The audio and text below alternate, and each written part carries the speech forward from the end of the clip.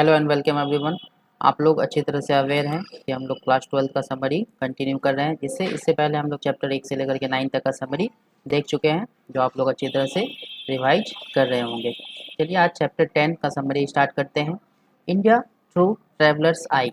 आज चैप्टर हम लोग का इंडिया थ्रू ट्रेवलर्स आई मतलब स्पष्ट है कि इंडिया एक बाहरी इंसान के दृष्टिकोण से जो कभी ट्रेवल किया होगा इंडिया, और वो हम लोग का पर्सन राइटर है, जिस राइटर का नाम है पर्ल एसबक।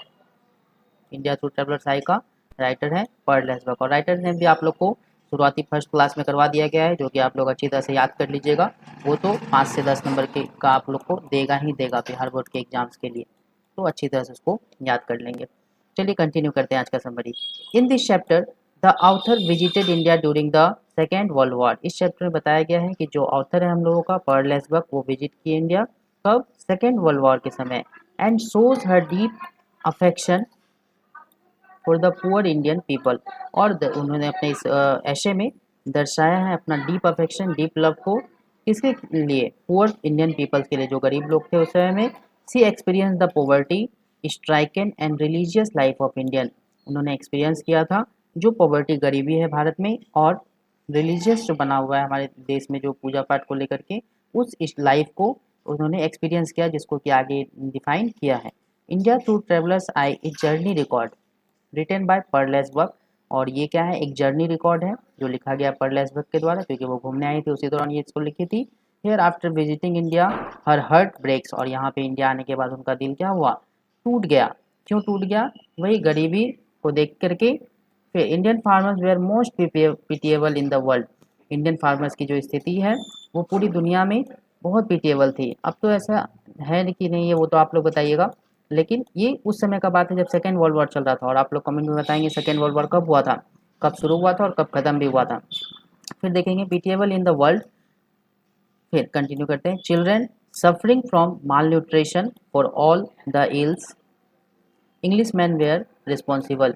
और कहते हैं उनके द्वारा बताया गया कि children suffering from malnutrition, जो भी बच्चे क्या है माल न्यूट्रिशन से सफ़र कर रहे हैं, कुपोषण से सफ़र कर रहे हैं, और जितने ही प्रॉब्लम्स है यहाँ पे भारत में, उसके लिए सब जिम्मेदार कौन है? इंग्लिश मैन, अंग्रेज लोग जिम्मेदार है, क्योंकि उन्होंने ही गुलाम बनाया था, कॉलोनियल इंडिया किया था, और उसी से कॉलोनीज के कारण ही ये सब कुप्रभाव हुआ है, इंडिया ग्रोथ नहीं कर चुका है।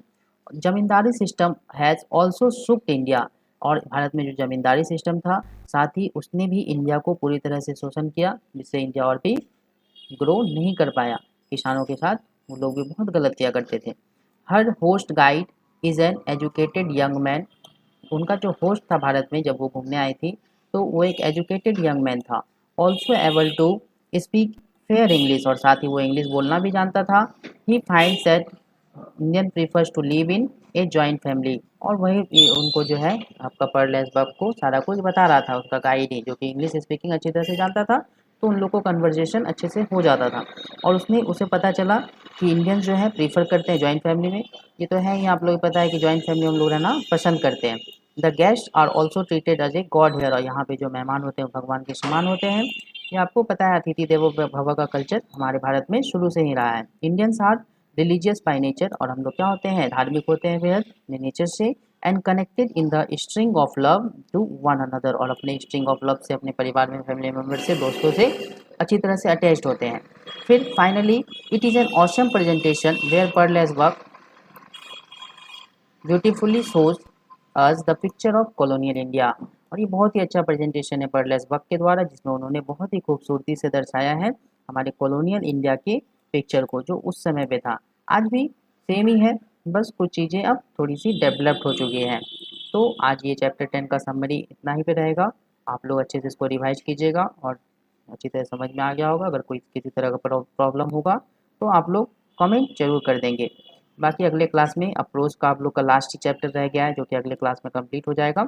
तो आज के लिए इतना ही। Thank you.